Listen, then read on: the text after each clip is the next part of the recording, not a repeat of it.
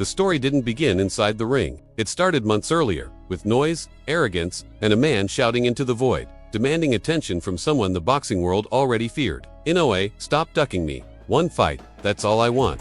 The words echoed through interviews, social media clips, and promotional segments, growing louder each time they were repeated. MJ Akhmadaliev didn't just want to fight with Naoya Inoue. He wanted to expose him. He wanted to tear down the image of the so-called monster and replace it with his own name. He called Inoue a coward, a fraud, a man running from real danger. Not once, not twice, but again and again, pushing the narrative that the undefeated champion was afraid. In boxing, words have weight. They linger, they provoke, and when they're spoken long enough, they demand a response. What made this situation combustible was the history behind it. The WBA had ordered the fight, not once, but twice. The first time, exceptions were paid to avoid it. The second time, it was written in stone. The challenger had to be faced. Somehow, again, it didn't happen. Each delay fueled MJ's confidence and sharpened his insults. In his mind, the monster was running. In reality, the clock was ticking. When the announcement finally came, the tension felt different. This wasn't just another title defense. By the time September 14, 2025 was locked in,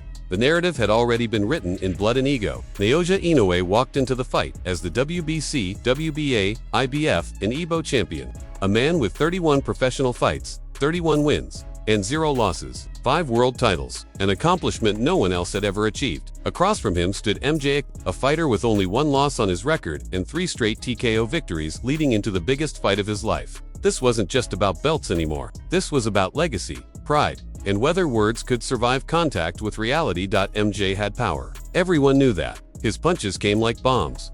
His uppercuts sharp and fast enough to split guards open before defenders even realized they were exposed. Early in the fight, that threat was real. In the opening rounds, there were moments when the crowd leaned forward, sensing something dangerous might happen. Akhmadaliev threw heavy shots, testing the air, trying to make something explode. The commentators talked about his strength, his ability to change the fight with a single punch. But what they were really watching was patience. Naoya Inoue wasn't rushing. He wasn't panicking. He was studying. This wasn't new for Inoue, but there was a shadow following him into the ring. In his previous fights, something rare had happened. Against Luis Neri, he had been forced to take a knee. Then Ramon Cardenas became the second man to ever drop him. For most fighters, moments like that become cracks. For Inoue, they became reminders. He had risen every time. He had adjusted. He had finished both men. But the fact remained, he was human, and MJ believed that meant he was vulnerable.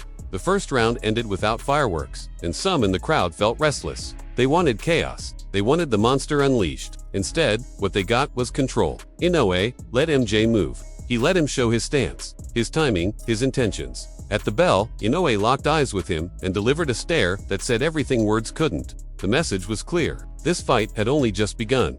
Round 2 followed the same rhythm, but the tension tightened. MJ kept his distance, trying to counter, trying to land something meaningful. Inoue closed the gap effortlessly, cutting off space with footwork so subtle it barely registered until MJ realized there was nowhere left to go. Still, the monster held back. This wasn't mercy. This was calculation. He wanted to feel MJ's durability, push him closer to the edge, see how long that confidence would last under real pressure. When MJ finally tried to assert himself, every opening he thought he found vanished in an instant. A vicious body shot slammed into his midsection, sending a shock through his frame that almost folded him in half. It wasn't flashy. It was cruel. The kind of punch that drains a fighter from the inside out. Inoue began to fake attacks, feinting just enough to make MJ flinch, to make him second-guess every move. The arrogance started to crack. Then came the shift. Instead of pressing, Inoue backed off. He changed the script completely. The suffocating pressure disappeared, replaced by distance and calm. To anyone who didn't know him, it looked like hesitation. To those who did, it was the calm before something violent. Inoue is baiting him,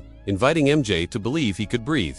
That maybe, just maybe, the monster was giving him space out of respect. MJ didn't fall for it entirely. He went defensive, cautious, aware that one mistake could end everything. Even then, Inoue found ways through, snapping punches past his guard with surgical precision. By round 4, the switch flipped. Inoue stopped waiting. He exploded forward with jabs, hooks, and power shots designed to erase doubt. Bombs crashed into MJ's guard and head. Then came the taunting. Inoue dropped his hands, exposed his chin, daring MJ to throw something real, begging him, almost, to prove he belonged there. The response never came. The man who had talked endlessly before the fight stood frozen, trapped between fear and survival. That confidence he wore outside the ring evaporated under the lights. A heavy right hand rocked MJ, nearly sending him into darkness. Panic took over. He swung wildly, trying to reclaim control, but nothing changed. Inoue was everywhere, slipping punches, answering with sharper, cleaner shots. MJ wasn't fighting anymore. He was reacting, trying to avoid disaster 1 second at a time. Then, for a brief and dangerous moment, the tide shifted. MJ landed. Clean shots found their target. The rhythm changed. The monster was forced to respect the power coming back at him. The crowd felt it, that split second where anything feels possible. But Inoue absorbed it all without blinking. He answered immediately, his counters brutal and precise, shutting the door just as quickly as it had opened. Whatever hope MJ had flickered and died in those exchanges.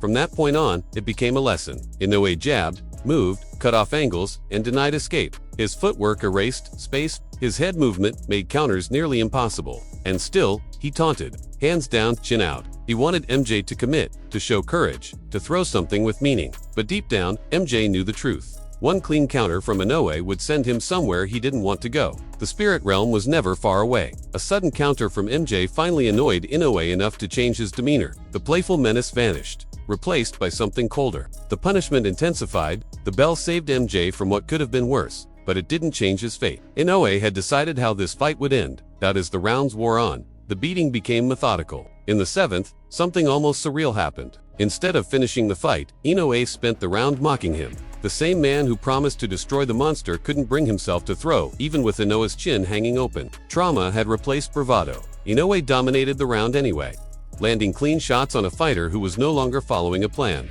only trying to survive. By the 8th, desperation took over. MJ came out swinging with everything he had left, trying to overwhelm the monster through sheer force. It lasted seconds. Inoue absorbed the storm and fired back with combinations that made it painfully clear who controlled the ring. A furious barrage shook MJ so badly you could almost see the realization hit him. He was in the wrong ring, with the wrong man, at the worst possible time. Even when MJ managed moments of success, they were fleeting. Inoue's speed was too much. His reflexes erased opportunities before they fully formed. His corner begged MJ to jab, to do something, anything. He didn't. Every attempt to close the distance ended with punishment. Inoue even demonstrated combinations in real time, mocking him after landing, showing him how it was supposed to be done. By the 10th round, Inoue looked relaxed, almost amused. He danced, smiled, and punished MJ as if he were sparring, not fighting for legacy. When MJ finally landed something meaningful, it came far too late. The bell rang, and everyone knew the truth. Only one man was walking out victorious. The final rounds passed quickly. Inoue toyed with him, timing shots, managing the clock. Then came a moment that shocked everyone. A combination from MJ landed, and for a split second, Inoue looked wobbly. The crowd held its breath. But it passed. Inoue survived, reset, and the danger faded as quickly as it appeared. When the final bell rang, the two fighters embraced. The outcome was never in doubt. Naoya Inoue reigned supreme. Yet the shock remained. MJ Akhmataliv had survived all 12 rounds with the monster and walked out on his feet. That alone said something, but survival was all it was. The bully who called Inoue a coward learned the hardest lesson boxing can teach. Words don't win fights. Skill, patience, and controlled brutality do. In the end, karma arrived exactly on time. If you enjoyed this deep dive into one of boxing's most intense showdowns, let me know what you think in the comments. Was MJ brave for surviving, or did Inoue carry him longer than he needed to? Who should the monster face next? And do you think anyone at this weight can truly stop him? Don't forget to like the video if you enjoyed the storytelling. Subscribe for more high-quality boxing documentaries, and turn on notifications so you never miss the next chapter.